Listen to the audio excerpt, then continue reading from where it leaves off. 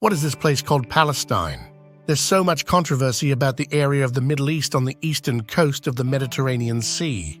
This area of the world that was labeled Palestine long ago, the area of the world that the Lord God gave to the descendants of Abraham, because Abraham loved God when the world was once again turning to manufactured gods and worshipping devils to pursue their lust for power and might. It was only 300 years after the flood, where God destroyed mankind because of their love for violence and the wickedness of their hearts.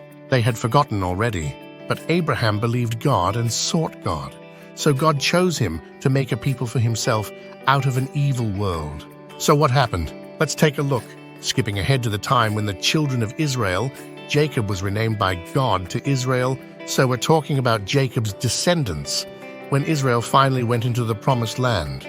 We read in Judges chapter 1 that Judah was given Gaza and the coasts of that area, Judges 1:18. Also Judah took Gaza with the coast thereof. Remember, this land was given to them by God, and the people there worshipped false gods, so God told Israel to drive them utterly out. Yes, this is the same area known as Gaza today. The map of Israel at the time of King David around 1000 BC, the map of Israel today in 2024, and this was what God told them at that time. Judges 2:1, and an angel of the Lord came up from Gilgal to Bochim and said, I made you to go up out of Egypt and have brought you unto the land which I swear unto your fathers. And I said, I will never break my covenant with you, and ye shall make no league with the inhabitants of this land. Ye shall throw down their altars, but ye have not obeyed my voice. Why have ye done this? Wherefore I also said, I will not drive them out from before you, but they shall be as thorns in your sides, and their gods shall be a snare unto you. Note that God said if they made friends with and intermarried among the peoples of the land, instead of destroying the altars of their false gods, worshipping of devils, and driving them out, that they would become a thorn in the side of Israel if they did not obey God in this. They chose to keep those false gods among them, and when we read Judges and Kings Chronicles, we see that this worship of devils continued to rear its ugly head over and over. It became a huge thorn and a snare unto them right away. Judges 3:7, and the children of Israel did evil in the sight of the Lord, and forgat the Lord their God, and served Baalim and the groves. Baal was the moon god of the Moabites, which is Islam today, and the groves was Ashtaroth, which is Druidism or worship of Gaia and Mother Earth today.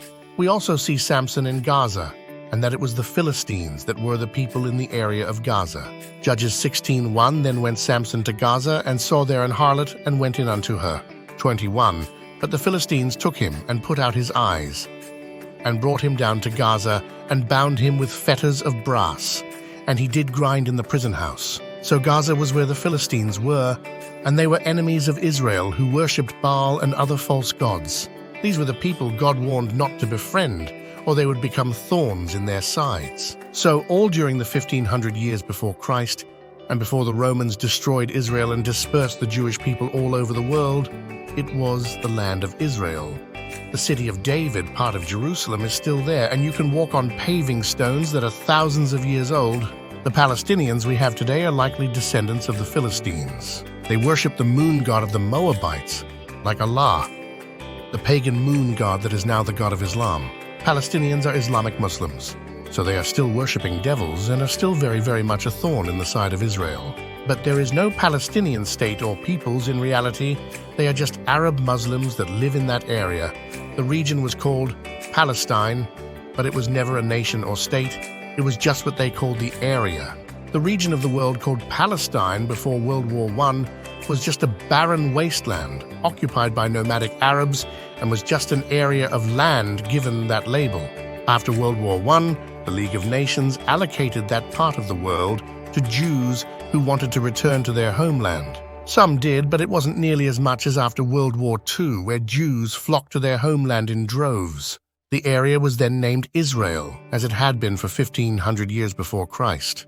Again, it was a barren wasteland for 2,000 years after the Romans wiped out Israel. Since the destruction of Jerusalem by the Romans, the land of Israel has been described many times as having been a sparsely populated wasteland. In 1867, Mark Twain wrote this about the land of Israel, which at the time was called Palestine. Palestine sits in sackcloth and ashes, the spell of a curse that has withered its fields and fettered its energies. Palestine is desolate and unlovely. It is a hopeless, dreary, heartbroken land. From Mark Twain's Innocents Abroad. This was all foretold by God in the Holy Scriptures. He also foretold of the return of Israel in Ezekiel 37. This has now happened. Israel has returned, but the saddest lament about all this is that they still do not believe in Jesus for the most part. There are few Messianic Jews that believe, and these are what God calls true Israel, those who love him and believe he manifested himself in the flesh as a man in Jesus Christ. We also know that it will be a terrible time for the Jews in the coming days when the Antichrist takes over the world with Satan behind him. He will hunt down and kill all that he can. And since Christians, true Christians, are the true people of God, Satan will also do the same because he hates the people of God. But there is a big difference in the outcome, as God showed us. Christians will be victorious, and Christ will return with power and glory to take over the world and destroy the wicked. However, 2/3 of the Jews will be killed, and only a remnant will remain when Jesus returns. They will then learn he is the Messiah and will finally know the truth. So I hope this has cleared up any confusion about who and what Palestine is. It's easy to understand why they hate Israel so much. They always have since the beginning, because Israel disobeyed God and did not drive them out and destroy their false gods. For more information, go to BibleProphecyandTruth.com. The censorship of YouTube, Google, Facebook, and virtually all big tech is an attempt to silence anyone who goes against the narrative of the woke and the agenda of the secret society, sometimes called the deep state and other names. They will shut down all who speak the truth sooner than later, so you will want to leave those platforms and move to platforms that allow free speech like Rumble. Go to rumble.com Bible Prophecy and follow my channel there because they will cancel me on YouTube very soon, I'm sure. I've also set up a new website just for this purpose, so they can't shut me down. It's videos.prophecyandtruth.com. I'm putting all of our videos on that site as well as streaming all of our live streams to it now. Check it out.